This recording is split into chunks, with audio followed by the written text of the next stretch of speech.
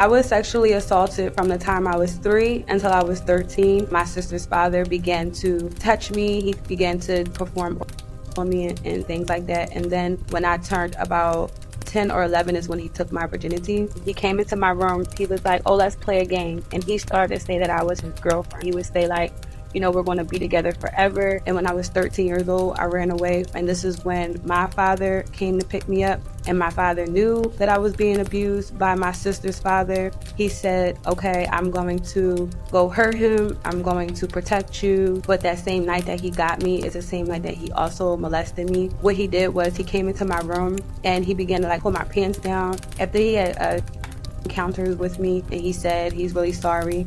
He said, well, I thought that you were lying. I thought that you were still a virgin. And then he said, I'm just going to take you back. And when I was in a car with him, he looked at me and he said, you do know that there are men who have children with their daughters. And he said, no one's ever going to love you the way that I will love you. And at that time, people in my family already knew I was being abused, but everybody would say like I was a problem child. So at this time, I was 13. The social worker got the detectives involved. The detective did believe me, of course. So what she did was, first she went after my sister's father. He said, well, if you tell them I didn't touch you or didn't do anything to you, I will help you get out of the abusive environment that you're in, help you get an apartment. For some reason, I thought that that was like the answer to my prayer, so I said okay. But then I got a call from my aunt. So when she called me, she was crying and she said, you know that your dad also molested me too. See, I always thought I was the only one that these predators did things to, but he molested children before he met me. So when it came to my father and that call with my aunt, she specifically reminded me of my little sister that's through my father. My little sister was probably 6 years old at the time, so she said, if you let him go, what about your sister? What about him sexually assaulting her? And that made me really think that I can't just let him get away with that. I have to speak up. When I ran away at 11, I would sneak and stay with the boy that was closer to my age in the neighborhood. He would sneak me in his house because he knew that my sister's father was sexually assaulting me. And he even offered to go like fight him and protect me. But because he was young and I thought that he would like not be able to win, I just told him don't do that. So he would just sneak me in the house with him. But he had school, so because he had school too, I couldn't stay in his house. So while he would go to school, I would just walk around. I lived in Philly, so we have like the L train. So I would just walk around and like sit under the L. I met another man, and this man said, hey, like, what are you doing out here? He said, you can come stay with me, I'll adopt you. He gave me some to sell so I could make some money. I stayed there for about 2 weeks until I started to mess up the money because I felt like possibly somebody was giving me something, because at a certain time of the night I would just fall asleep, and when I would wake up, the drug that I had that the person gave to me to sell, it would be like ran through. It's like somebody like burnt like the tip of the bag or something to take out and then put something else in there, and then the money was missing. So it was a multitude of both things. I was messing up the money and the missing. So the woman's daughter, she was in her 20s, of course, and she said, okay, you have to go because you're messing up his money and this can look bad on you. Like, this is not a game, this is serious. And she gave me like $30 to leave with, so I left with that. And at that point, I went back to my home. And when I went back to my home, the stuff still stayed the same. My sister's dad would just make it seem like I was the problem child, I was the bad child. And then I ended up pregnant, but I was not pregnant by him. I was pregnant by the boy that was in my neighborhood. And I was very happy to be pregnant because I wanted to love something and give my child everything that I didn't have. And I was just really excited to be a mom. And the boy I was dating, he was excited to be a dad.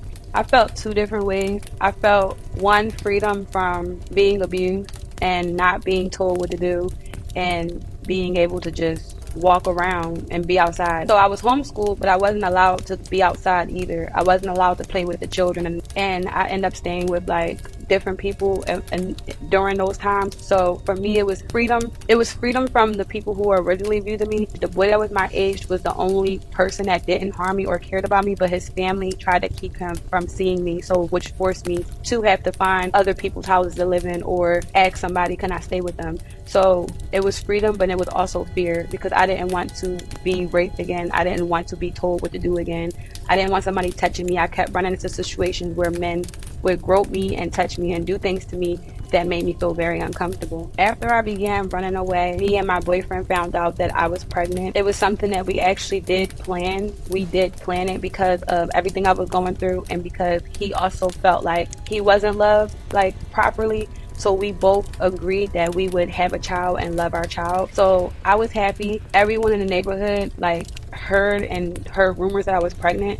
So when the word got back to my sister's father, something else happened. So someone kicked me in my stomach down the steps. And when they kicked me in my stomach down the steps, they purposely did that because people thought that it was my sister's father's baby, and they did not want there to be any proof of him molesting me. So that destroyed me, because I pleaded with everyone and I told them that it was not his, it was my boyfriend's. It was something that I created. I went out in the world and found my own love, and I created my own child. Having to be attacked then lose a child, it was so much blood coming out of me. I was scared. No one wanted to take me to the hospital because, again, they wanted to keep it all a secret. So because I was not treated properly with medical care, I just sat in pain and in blood. And I also just had to deal with the fact that I was not going to be a mom like I really wanted to. At 11 years old, I had this strong desire to be a mother because I truly wanted to just love something the way that I was not loved. So my boyfriend was basically torn apart from me. So me and him were not allowed to speak to each other anymore. So he went on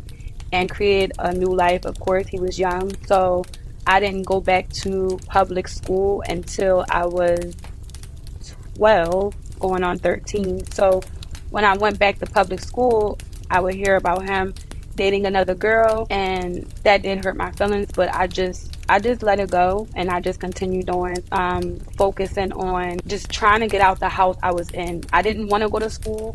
I didn't want to do any of the things I was doing. The only thing I wanted to do was figure out a way to create an income or to get a job. When I was 13, I moved in with my father, and the first night I stayed with him is the first night that he sexually assaulted me. We were both watching a movie. It was just me and him in a room. But in my thinking, I felt like, okay, this is my dad, so my dad would never harm me, because he already knew what my sister's dad did to me. So we were just watching a regular kids movie, and then I fell asleep, and I woke up in the middle of the night, and he was grinding on me, and he pulled down my pants, and he proceeded to sexually assault me. And from that point on, I got up and I went into my little sister's room. She was not there at that time. It was just his wife and her son there. So my sister's room was free. So I went in there to lay down because I couldn't believe what just happened. I had to process that, because to me at that time in my life, people always told me I looked just like him. I was his twin. It felt really sick to me. So I stayed in that room, and then before daylight came up, he came into the room again, and he proceeded to put his fingers inside of me. And when he did that, he stopped himself and he said, "I'm really sorry." And he said, "I thought that I didn't know that you was really being sexually assaulted." He said, "I didn't know that was really going on with you. And I apologize, and I won't do that again." When daylight came up, we ate breakfast, everything was normal. And then he said, I can't take care of you. He said, "I had to take you back basically to where my stepdad lived." He said, "I'm going to take you back there because I can't take care of you." And I said, "Well, you said I could stay here." And he said, "Well, you can't stay here, and I'm just going to be a part of your life. I'm going to help you, and we're going to get emancipated, and you're going to get your own place." So as he's driving me back to where my stepdad lives, as he's driving me back, he tells me that, "You do know men have children with their daughters." And then he proceeded to say, "No other man is going to love you the way that I'm going to love you. So when you are an adult, you are basically to be with me. We're basically going to be together." So it was just weird, because by him telling me that, it truly it messed up a lot of things for me. It took me a very, very long time to heal. And it only took me a long time to heal because I was still involved in a cycle of abuse. So since I was 9 years old, I was always being told that I had to leave. Since I was 9 years old, I was always being told to find somewhere else to go. Pack your things and get out. So 9, 10, 12, 15, 16, all these different ages, I'm packing my things in a plastic bag and I'm taking the bag and I'm going to go stay with a friend or outside. I'm just going to go stay somewhere. So, with that being said, my whole entire life, I was told to get out. So, the very last time that I was told to get out was the last time I never went back. When I was told to leave again at 18, I went back for a little bit. But then when I turned 20 years old and I was told I have to leave again, I promised myself I would never ever go through that again because I deserve better. So I started to get therapy about 19. So between 18 and 20 is when I started to develop my strength to go ahead and go out on the world on my own. But I started to get therapy at about 19 years old. So therapy helped me to express what I was going through. I was able to just sit and talk about it, and I was able to be angry or ruminate or whatever it is I had to do to get it out. My therapist was there to hear me out and listen to me. From all those different things, and when I was 20 years old, throughout my development, throughout my childhood, I gained so much weight. And when I was 20 years old, I moved into my very first apartment. And when I moved into my very first apartment, it was the most scariest thing, but yet the most freeing thing. I was so happy, but fear always creeped in because I was always having housing insecurities. I was always dealing with, am I going to have a homeless? I was always dealing with these things. So me having this apartment, it was nice, but all I kept doing was thinking about, I'm going to be evicted. I'm going to be kicked out. And I only stayed at this apartment for 2 years. And within this 2 years, I decided to start losing weight. I decided to exercise. I applied for school. So within this 2 years, I did get faced with eviction twice. And the very last eviction, I couldn't fight it. So I just went and I stayed in a room with my aunt until I knew if I was going to school or not. Well, I was already accepted for school, but until I knew my move-in date and things like that, because I was homeless at that point. So even though like my aunt let me stay in her room, but she said that was just temporary. She said I couldn't stay there. So when I was in therapy at 19 years old, I learned so many different things. I learned that I did have depression, and this is what I'm saying is in the past now. During that time, my therapist educated me on my depression, my anxiety, my eating habits, my self-esteem, and also me being re-victimized because I was with an abusive partner. I was with an addict. He would also hit me. He would just try to break me down so hard because he also knew what I was going through. So my therapist was a reflection to show me that I am repeating these patterns. I am involving myself with people who are a reflection of the trauma that I have experienced. And my therapist and having that therapy let me sit down and actually sit with myself to come to grips that I have the choice. And even though it's hard, at first it'll be hard to walk away.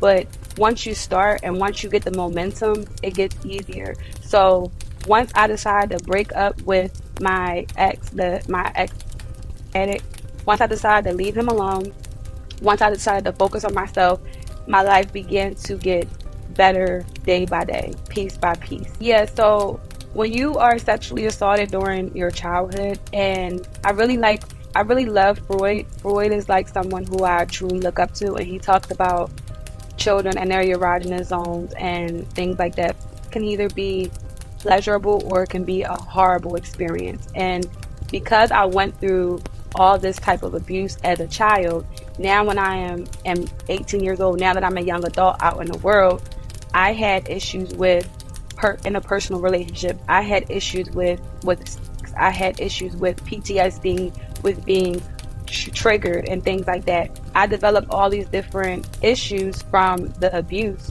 that it took a long time for me to come to grips with it, and for me to begin to purge myself, and for me to begin to heal myself, because I continued to attract partners who were abusive towards me, who were toxic towards me.